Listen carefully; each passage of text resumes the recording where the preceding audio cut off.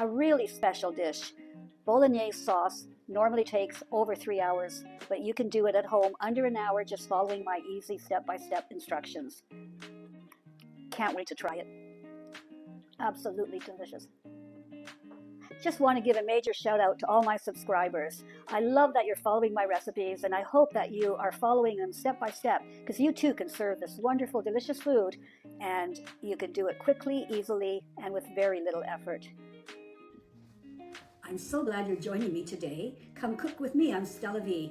And today we are preparing one of the most wonderful and traditional of all Italian sauces, the sauce that is called the king of sauces, Bolognese. Bolognese is one of those treats that normally you would spend hours and hours in your kitchen because it needs to simmer stovetop for at least 3 hours to develop those rich flavors. But today, you're in for a treat. Follow along, step by step, I'll show you how to prepare a delicious Rigatoni Bolognese. You can see what I have in front of me, and this is all you need to prepare this delicious meat sauce. We have ground meat. You can have your choice of veal, pork, or beef, or any combination of. Today I'm using beef because that's what I happen to have. Along with that, we'll need some tomato and our 3 bases for any wonderful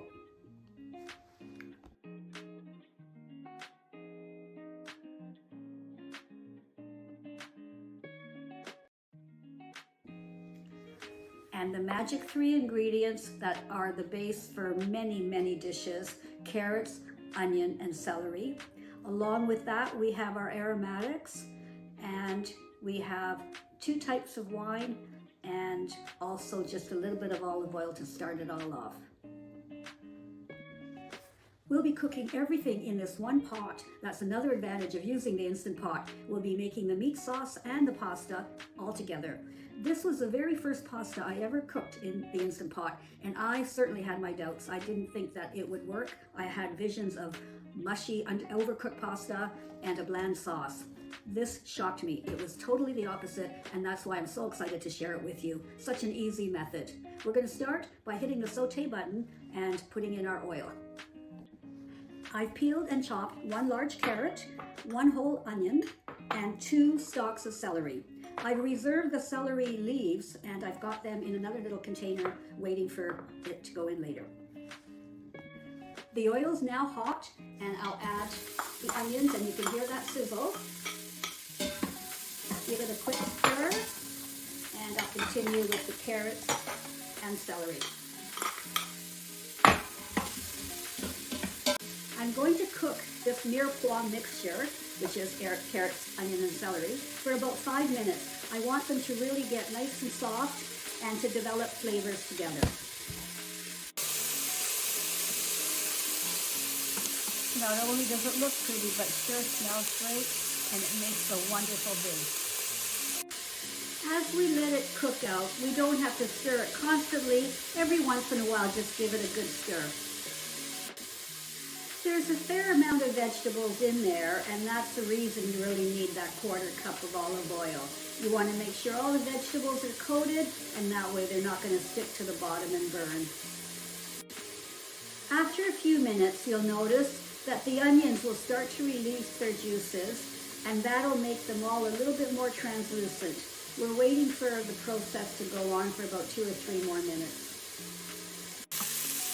That's been about 5 minutes, and you can see that the carrots and celery are softer and the onions are translucent. We're now going to add 3 cloves of chopped garlic, and we're going to let that go for 1 more minute altogether.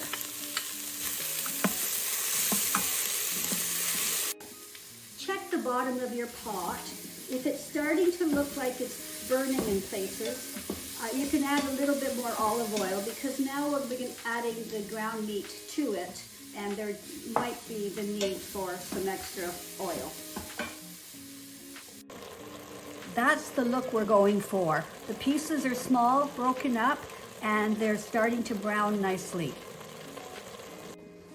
We're at the stage now where the ground meat is perfect. It's completely broken up, it's browned nicely, and we're going to now make sure we add a lot more flavor. We've got 3/4 of a cup of red wine. It's a dry red wine. I'm using a Merlot, but you can use anything that you like to drink. And to that, we're adding 1/4 cup of a dry white wine. I've got a Pinot Grigio, again, whatever you like to drink, as long as they're both dry. I've added the red wine and the white wine. The next step is going to take about 10 minutes. We are going to let the wine simmer with all the meat and those beautiful vegetables for 10 minutes. This step is really important because it really helps to develop that rich flavor. Again, it seems like 10 minutes might be a long time, but it sure beats 3 hours stovetop.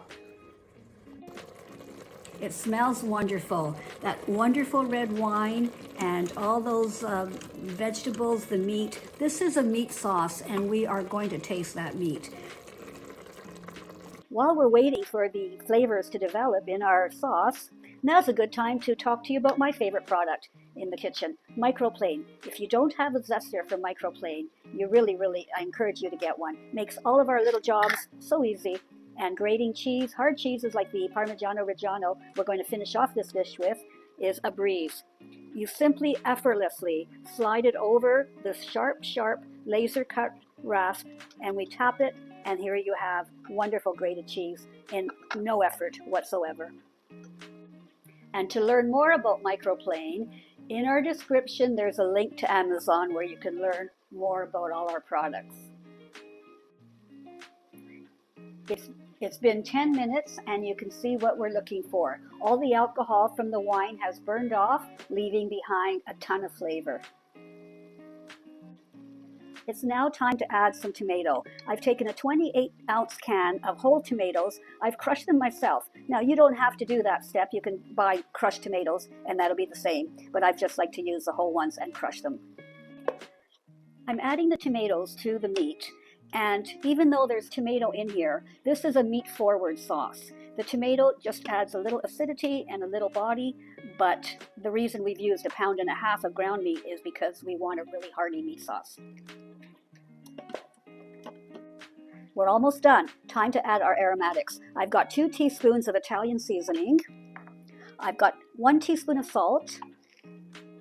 And we've got some pretty interesting ingredients that you might not associate with an Italian meat sauce. I've got 1 teaspoon of Worcestershire sauce, and my secret ingredient, 1 teaspoon of soy sauce.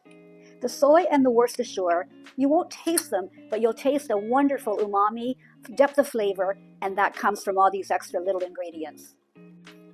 We've given that a stir, and now I'm adding a 1/4 teaspoon of nutmeg. Nutmeg is another one of those little secret ingredients that just adds a little touch. You might not know what it is, but you know it tastes darn delicious. And last, we're going to add those celery leaves back into it. We've got the celery stalks, now we're going to add the leaves. And now we have all of our ingredients for the sauce is in there. And all we're going to do now is add our pasta, because I told you we are going to cook our pasta and sauce in one pot, making it so easy to clean up and serve. I'm using 454 grams or 1 pound of my favorite dried rigatoni. You can use any brand or type of rigatoni. Now, this part is really important. You are tempted to stir the rigatoni in, but that's not a good idea when we're using an Instant Pot. What we're going to do is just press down the pasta. We're pressing it down into the sauce, and it doesn't really matter if it's not completely covered, as long as you get most of them into the sauce. Here's one of my little Instant Pot tips. Sometimes I'll just use a potato masher, and that means I can get all of that pasta into the liquid. And when it looks like that, that's good enough. It doesn't have to be covered, completely covered.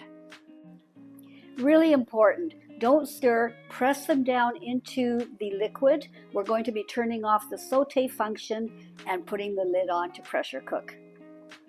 Our final step, we've locked the lid in place. It's sealed at the sealing position, and we are going to be pressure cooking for 6 minutes. Wasn't that easy? That's all there is to it. We have our pasta and our meat sauce, our Bolognese meat sauce, cooking for the final 6 minutes. We're going to do 1 minute of natural release, followed by a quick release, and we will have rigatoni alla Bolognese. Just want to give a major shout out to all my subscribers. I love that you're following my recipes, and I hope that you are following them step by step, because you too can serve this wonderful, delicious food, and you can do it quickly, easily, and with very little effort. And if you want the whole recipe, look in the description. There's a link, and you can click on the link. It'll ask you for your email, and we'll send you the recipe directly to your inbox. And if you're not a subscriber, click that link. We'd love to have you join our list. We love to hear from you, so leave us a comment or even ask a question and I'll reply.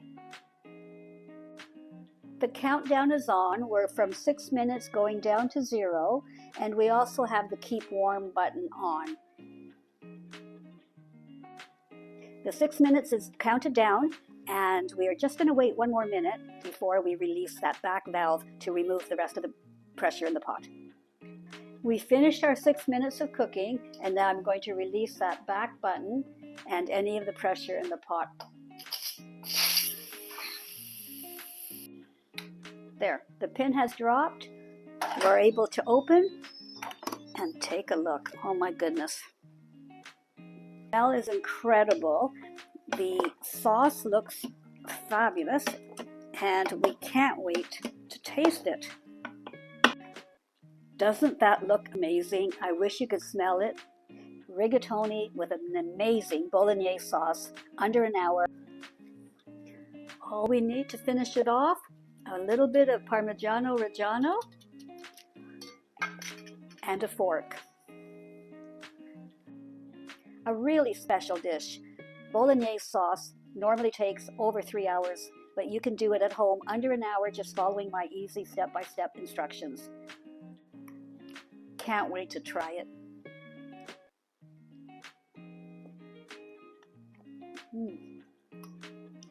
Absolutely delicious.